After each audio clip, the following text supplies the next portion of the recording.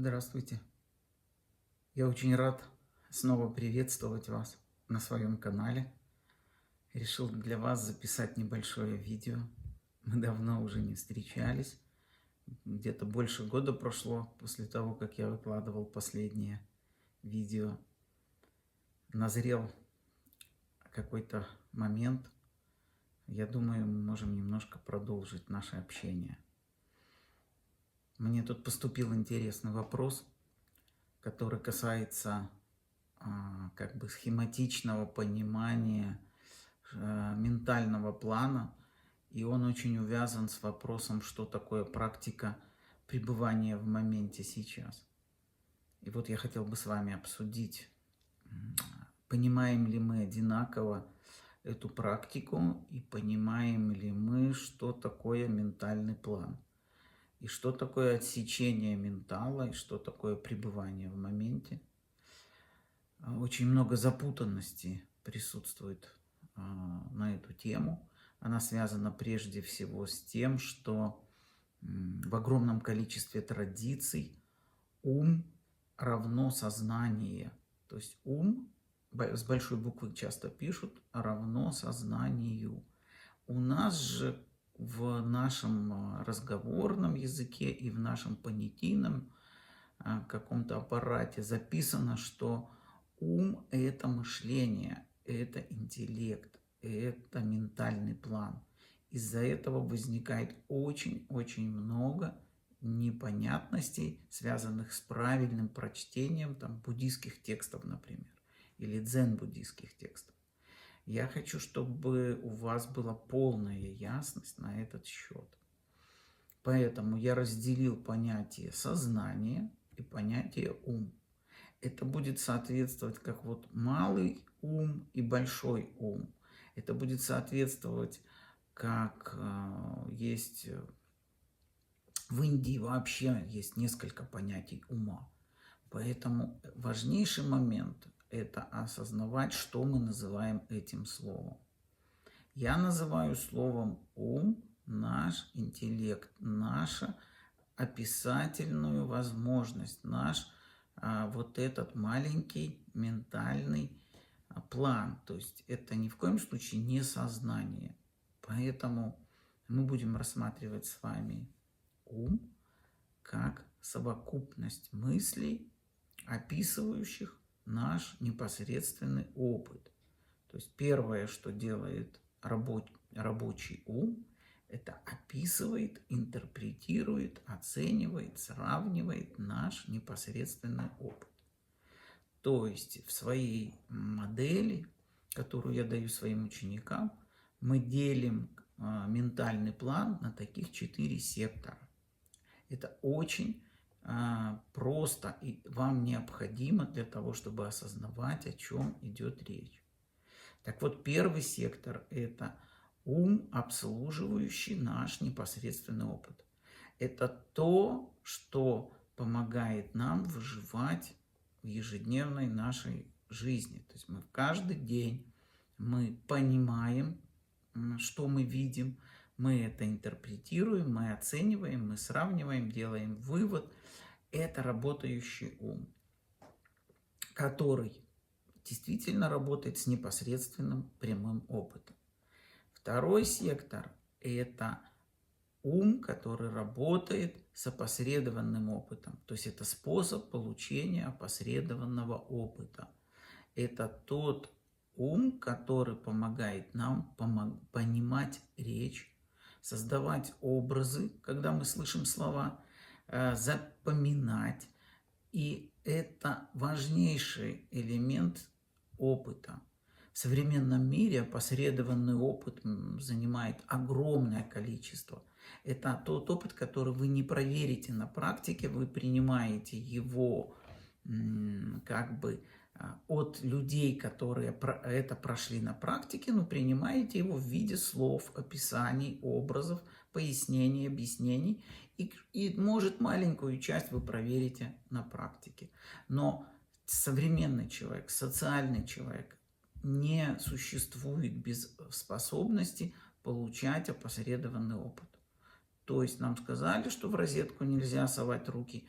мало кто проверит это на опыте. Многие поймут это именно интеллектуально и получат опосредованный опыт от других людей, что данное мероприятие может привести к каким-то повреждениям. И так всю жизнь они не проверят это на практике. Просто они поверили на слово. Так вот, способность получать опыт через слова, через описание – это очень-очень важно, и это важнейшая способность современного человека, у которого этот опыт уже намного превосходит опыт, который вы получаете непосредственно.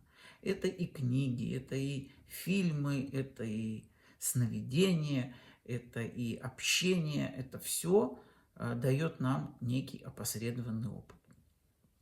Это вторая важнейшая часть ментального плана. Это ментальный план, часть которого отвечает за опосредованный опыт. Третья, немаловажная часть – это творческий ум. Это ум, который способен из первой и второй части, опираясь на них, на непосредственный и опосредованный опыт, создавать что-то новое, творить. Творить что-то такое, чего раньше не было. Это движет эволюцию, и это движет наш прогресс. Это очень важный элемент ментального плана. То есть это способность компилировать, это способность оценивать, но и создавать что-то новое, чего не было до сих пор. Да, это может быть чертеж нового автомобиля, который придется воплощать в металле, но это что-то, чего раньше не было. Конечно, это опирается на увиденные ранее автомобили, на изучение их конструкции, на изучение тех, которые нам были даны в непосредственном опыте, ну, как инженер, да, но всегда ценится творческий элемент, творческий подход и что-то новое. Итак, вот я вам перечислил 3 вида ментального плана, да, 3 вида. Это работающий ум, который оперирует непосредственным опытом, это ум, который работает с опосредованным опытом, который мы получаем через слова в основном, и творческий ум. И лишь 4-я часть ментального плана повреждена вирусом эго-структуры или эго-вирусом. И лишь она занята обслуживанием этого эго. То есть только 1/4 часть. Неважно, сколько она там в процентных отношениях, у каждого, наверное, немножко по-разному. Но говорить, что можно отключить ум, это очень большая глупость. Любое повреждение одного из этих сегментов является тяжелейшим заболеванием. Вы становитесь практически овощем, который не в состоянии функционировать или жить в нашем социальном пространстве. Поэтому не относитесь серьезно к тем, кто убил ум, отключил ум. Это нам не нужно. Есть только один сектор, который приносит проблемы. Этот сектор, который обслуживает эго-структуру. И вот этот сектор не связан с непосредственным опытом, но он связан, может быть, с опосредованным опытом, и в основном он связан с воображением, с додумыванием, с подразумеванием. Поэтому, когда мы говорим о выводе внимания в момент сейчас, проживание в моменте сейчас, мы говорим о выходе в непосредственный опыт. И мы оставляем тот сектор мышления, который его обслуживает. То есть, пребывая в моменте, пребывая в непосредственном опыте настоящего момента, это нормально знать название предметов. Это рабочий ум. Это нормально осознавать и знать назначение предметов. Это нормально не быть дебилом, который не понимает, на что он смотрит. Вот до этого уровня социально активным людям практиковать не нужно. Ну, то есть, чтобы не знать названий предметов, чтобы смотреть на них и не знать их назначение. То есть это очень глубокое отключение всего ментального плана. И оно, как правило, практикуется там в каких-то ретритах отшельниками, но не социально активными людьми. Вы все бывали в таких состояниях, когда, может, после какого-то длительного перелета где-то просыпались в незнакомом месте и не могли понять, кто вы, где вы, что висит на стене и вообще, что это все значит. И после таких просто длинных перелетов, смены поясов часовых, порой бывает, менталу нужно время, чтобы включиться и загрузить эти файлы, и чтобы началось это нормальное движение мышления. Иначе у вас просто есть восприятие, вы открыли глаза, но ум не включился. Он еще в каком-то спящем состоянии. Тем более это иногда бывает при резких пробуждениях, когда вы не в той фазе пробуждаетесь, и требуется опять же время для сонастройки ментального плана и вашего восприятия. Поэтому я вам в этом коротком видео рассказал о 4, можно сказать, таких частях нашего ментального плана, а также указал, что такое пребывание в моменте. Это отключение, по сути, 3 из них, и оставление одного.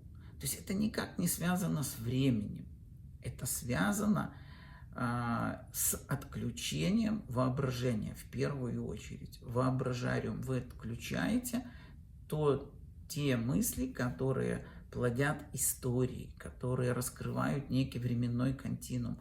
И приходите в этот момент сейчас, в котором функционирует этот психосоматический организм. Сейчас много спекуляций, что мысли тоже в моменте сейчас, но это какие-то продвинутые люди вас немножко сбивают с толку. Безусловно, и мысли тоже в моменте сейчас. Но наш воображариум в состоянии разворачивать свой пространственно-временной континуум. И вот когда внимание начинает заплывы по этому континууму, что будет, а что было, как я был маленьким, а где это. Вот это называется выход из момента сейчас. Вы утрачиваете связь с непосредственным опытом и погружается внимание в эти истории. Так вот, момент сейчас, о котором говорил там еще когда-то Рамдас, он называл это здесь и сейчас, как сейчас говорит Экхарт Толле, это не профанация. Это практика пребывания в непосредственном прямом опыте. Эта практика позволяет вам увидеть, насколько много неприятностей и страданий доставляет вам ваше воображение. И эта практика – краеугольная практика для всех учений. Я не встречал ни одного учения, которое бы не давало вам опору на момент сейчас, которая бы не говорила об отключении, остановке внутренних диалогов, об остановке вот этого воображариума. Но останавливать рабочий ум, который адекватно вам подсказывает название предметов, их назначение, не нужно. Это лишнее. Этот ум не обслуживает эго-структуру. С эго-структуру обслуживает воображение, размышления там и так далее. Поэтому вот так подробно я вам рассказал о ментальном плане, как мы его видим в нашем учении FreeWay, и рассказал вам о практике момента сейчас. Это вывод внимания не просто вывод куда-то. Лучше всего это вывод внимания, в котором вы осознаете свое тело. То есть вы можете концентрироваться на дыхании, вы можете концентрироваться на ощущениях, вы можете концентрироваться на восприятии, но не утрачивайте восприятие собственного тела. Потому что ваше тело, ваш организм всегда пребывает в моменте сейчас. Он никогда не бывает вчерашним, он никогда не бывает завтрашним. Этот организм всегда свежий, всегда сегодняшний.